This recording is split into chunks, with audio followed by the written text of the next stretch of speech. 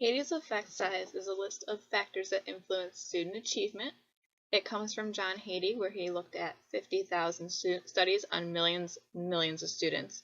And it is a way of ranking the various influences in different meta-analyses related to learning and achievement according to their effect size.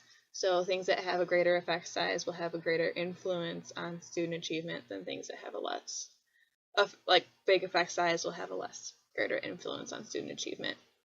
And Hattie ranked the influences in his groundbreaking study called Visible Learning in 2009, and at that point in time there were only 138 influences that he ranked for his effect size. When doing the research, he studied 6 different areas that contributed to learning: the student, the teacher, the home, the curriculum, the school, and the teaching and learning approaches, so different ways that the teachers taught their classes and how the curriculum was set up can affect how students achieve in school, and the way the school is run can affect how the students achieve, like if they have summer break, how many breaks they have, how long breaks are, how the teachers teach, if there's flexible seating, if they make accommodations for kids with special needs, if they teach everybody the same, if classes are separated by grades, if they're combined, if they're separated by grades and ability, then that could have a different effect. If teachers are expecting more from students, can change how the effect size is. Teachers' expectations is one of the greatest influences on student achievement, and it has one of the greatest effect sizes that I found in my research. And Robert Marzano has also conducted a wide range of meta-analyses attempting to distinguish effective classroom practice from practices which are not as beneficial. So he's looked at more of how teachers run their classrooms, how that affects the way students achieve, and how classrooms are run can affect student achievement. And the work of both Hattie and Marzano provides clear guidelines as to how to maximize student achievement and how to help students achieve their greatest potential. And effect size also measures the impact educational initiatives have on student achievement. So how state standards affect how students achieve, and how different ways that the state wants people to teach or the government wants people to teach, how that can change and affect student achievement in many ways, and how the impact of those, how that impact has student achievement as well. And 95% of those factors led to positive effect sizes. They're not negatives, they're not very little effect or like negative effects on student achievement. They're just positive. The lower the effect size, as I said, the lower the effect the factor has on student achievement. And the higher the effect size, the higher the effect there is on student achievement. And Hattie also found a hinge point of 0.4, which is the average effect size. And the hinge point is used as an effect size at which an initiative can be said to have a greater than average influence on achievement.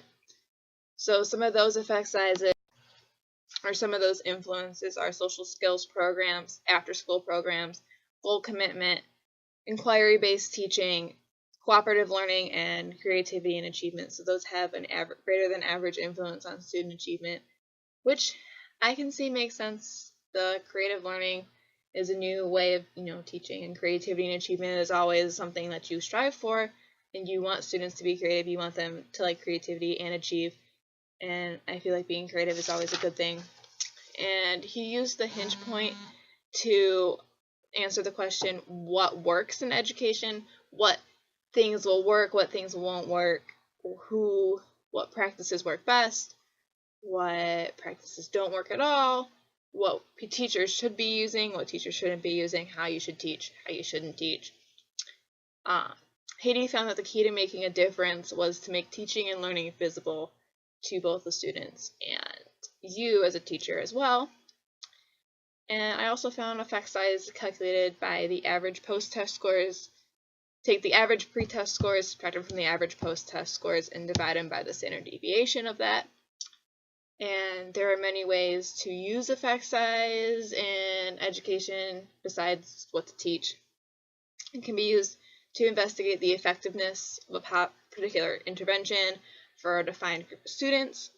If you wanted to see how one particular intervention worked with 5th graders of African American backgrounds, then you could do that math and figure out how that effect size worked best, if that influence worked, if that influence didn't work, and you can use that to make your lesson plans better, make state standards better, make things better for students everywhere. It is also used to compare the effectiveness of different interventions. So if you had like 2 different interventions that were maybe similar, but one had one different thing compared to another, then you can use that to affect and compare those 2 interventions to see which one works best and which one you want to use next year, which one you want all your teachers to use next year. And it was also used to evaluate growth over time. So for like one particular student, if they're like growing this, then you can use that effect size to figure that out as well. 2017 also came with an updated list of factors. So there are now over 250 plus influences on student achievement compared to the 138 that came out in 2009. So his work is still ongoing. He's still researching, still doing research, still trying to figure out the best way to teach and to help students achieve more in their learning in schools, to help teachers teach better, to help everyone become better and smarter, and making sure everybody's learning the way that they're supposed to learn, the way that they feel more comfortable learning, and the way that works the best for them. Some of the factors I have found are, as I said, that teacher estimates of student achievement has the highest effect size at a 1.67, and collective teacher efficiency as the next at 1.57. Self-reported grades actually have the next highest factor on student achievement, so students reporting their own grades, 1.33. I wrote them down because I couldn't remember. Responses to intervention is the next at like 1.29. Cognitive task analysis at 1.29 as well. And there's more, but those are kind of like the higher ones that I found have greater effect on student achievement. And I can see some of them, the reasons why, like the teacher expectations of the students. If those are really high, students will struggle and like want to reach those, and they may not. And by trying really hard to reach those, they're putting more stress on themselves, which can lead to lower student achievement. Stress isn't the best thing for students. And some of the ones with low effect, like negative effect sizes, were like ADHD, deafness, depression, mobility, corporal punishment in the home. That one I found really interesting. I never really thought of that as like an effect on student achievement, but it makes sense that it would. If they're being corporally punished at home and they're being hit or like whipped or something, like that's horrible, and that could have a completely negative effect on student achievement. And now that I like look at that, it makes total sense. Retention, non-standard dialect use, which people who don't speak correct English language learners, that totally makes sense. They don't have all the necessary words to comprehend what's going on in class and what they're learning, to retain what they're learning, and I totally understand that one. Television, I found that surprising as well. Suspending or expelling students makes sense. If they keep getting suspended or expelled, then suspended, they keep coming back in the middle of things, like keep having to make up work at home. If they're expelled, they have to go to a different school, different district. Makes totally makes sense to me. And sleep is another factor that I found, and not enough sleep, it makes sense. You're tired, you're sleeping in class, you're not learning what you're supposed to. Summer vacation effect and performance goals. Those are some of the ones in the negatives that I found about student achievement. I truthfully never heard of Hattie's effect size until I had to redo research for this project. I found it completely interesting. I will probably keep looking into this and keep doing research on it, so I'm keeping up to date with what's going on and what's the latest research in education. And yeah, that's all for my project. Bye.